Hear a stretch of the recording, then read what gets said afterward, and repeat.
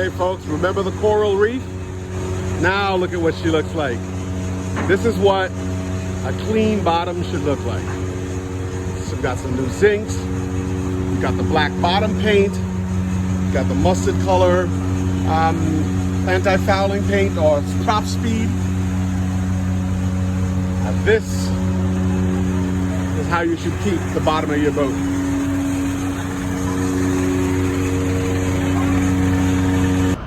In addition to bottom paint, you also need to employ the services of a diver to come and periodically remove any kind of marine growth that attaches to the bottom of your boat.